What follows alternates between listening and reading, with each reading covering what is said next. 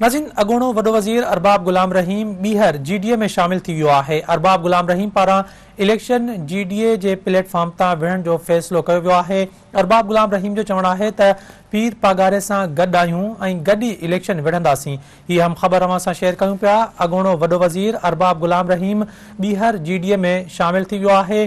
अरबाब गुलाम रहीम पारां election GDA जे platform तां विढ़ण जो फ़ैसिलो कयो वियो आहे।